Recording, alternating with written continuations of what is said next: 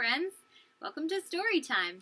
Come get cozy, wrap yourself up in a little blanket, grab a snack, and let's start reading. Today, we're going to read Silly Chicken. We haven't read this one before, but it is on our board in our classroom. Who remembers what this part of the book is called? The cover, the front cover. Who remembers what this part of the book is called? The back cover. Nice work. I've got a tricky question for you. Who remembers what this is called on a storybook? You're right, a spine. And the title is Silly Chicken.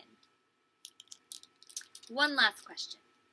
Who can tell me what the author does in a book? Yes.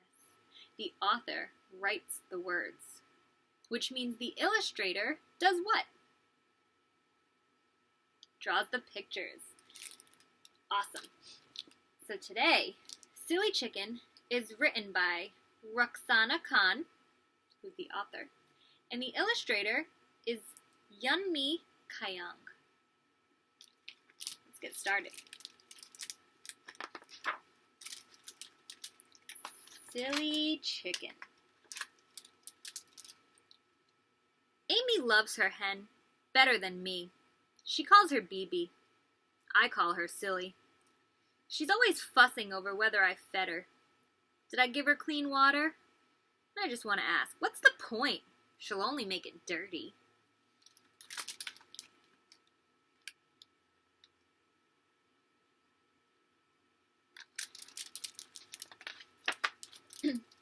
She's such a silly hen. I've never seen a chicken like her. She's taller than any other chicken, with long, gangly legs and a silly look on her face. She acts more like an old woman than a chicken. She follows Amy around the yard wherever she goes, even in the house. Chickens belong in the yard. Do you agree? Do you think chickens belong in the house or in the yard? Yeah, I think chickens should probably stay in their coop outside. If you had too many chickens in the house, that might get a little crazy. Somehow that silly hen has wormed her way in. Started when she got sick. Have you ever heard a chicken sneeze? Have you? I don't think I have either. They sound so funny. Hi! Poor thing, said Amy. She's got a cold. No wonder she won't lay any eggs. How do you think that BB must feel if she can't lay any eggs? Maybe sad. I think you're right. At first, Amy nursed her outside, but when night came, she brought her in.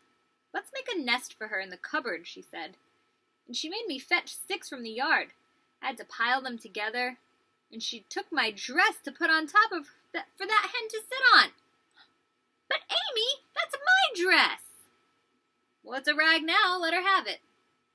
No, I still want it. Don't be silly. How do you think she feels? Her sister took her dress without asking and used it as a nest for BB. And she feels frustrated? Angry? I agree. Do you think maybe she should have asked her first if she could use it? Yeah, that would have been the kind thing to do. When I turned to go to my room, I bumped my leg and I started crying.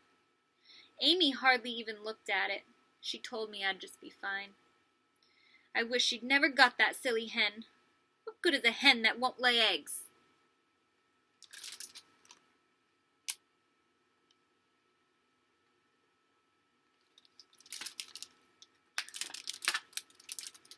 A few days later, an amazing thing happened. BB laid an egg. She must have been feeling better.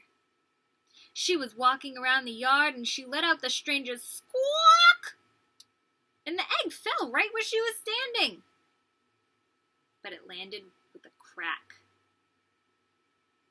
Silly hen. Didn't even know she's supposed to sit down to lay an egg. Oopsie. Do you think maybe next time BB will lay down when she's ready to lay her next egg? Amy showed her how. She brought her to the nest and explained how it was done. BB cocked her head and listened. And when Amy was done talking, BB sat down on the nest just as if she'd understood.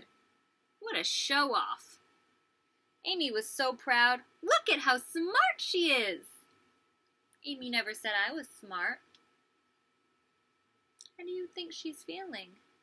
Her sister said the chicken was smart, but she's never said that she was smart.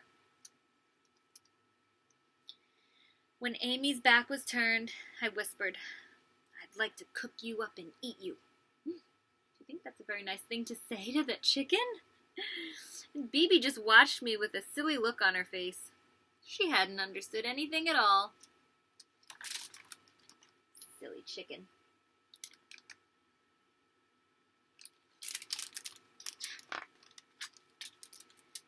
When BB laid another egg, this time in the nest, Amy showed all the neighbors the fine egg as if it were a miracle. Then she told me to put the egg in a tiny dish and set it in the cupboard. We would have it later. So it seems like they're going to use this egg for food. One day, Amy took me to visit my father's grave. We went by Tonga. I just loved the clip-clop of the horse's hooves. Clip-clop, clip-clop, clip-clop. I wasn't scared because Amy was there and it was daytime.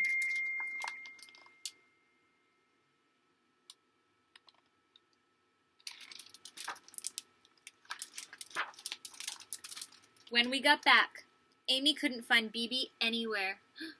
Oh no! I wonder where she went.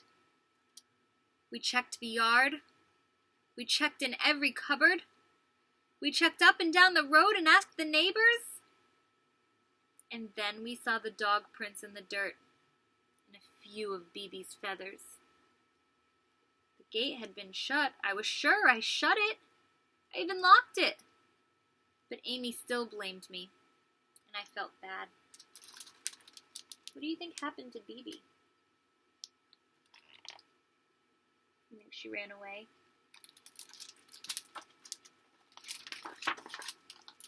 The next few days were very hot and humid, even for Pakistan. Amy mostly stayed inside.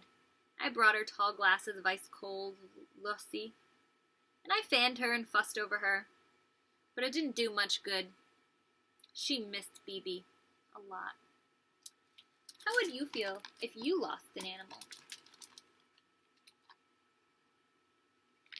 Sad. I agree. I would feel very sad too.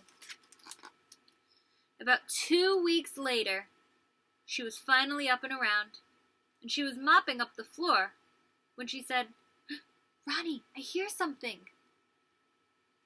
What is it, Amy? Shh, listen, it'll come again. What do you think it is that she hears?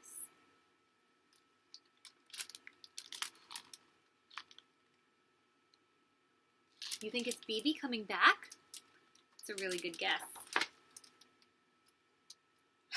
We were both silent for the longest while, and just as I was about to say something, I heard it too.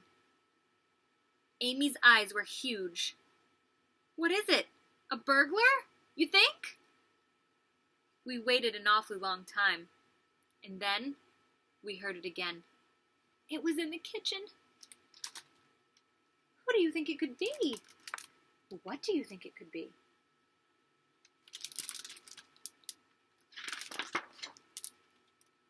Amy followed a few steps behind me.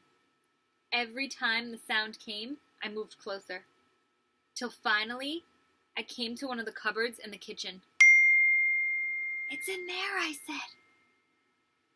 Open it, whispered Amy. What if it's a rat? Come on now, open it. That's a good girl.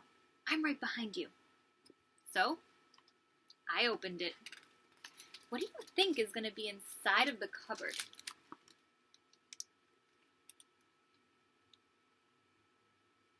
Wow, those are all really good guesses. Let's find out.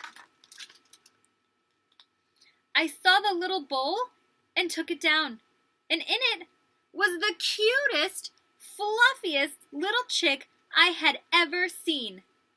And a couple of tiny eggshells were around. I named her Bibi Kibuchi. It means Bibi's child, but we call her Buchi for short. Did you think that a little chicken was going to be in the cupboard? You did?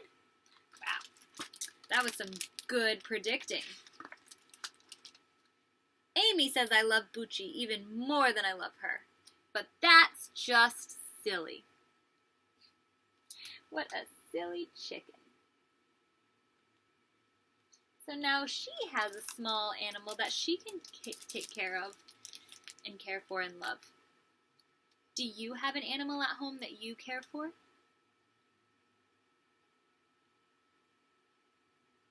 Well, I really love my animals that I have at home too. As you can see, I've got a picture of my baby right there. My Marley. Thank you for joining me for story time, my friends. I can't wait to see you tomorrow.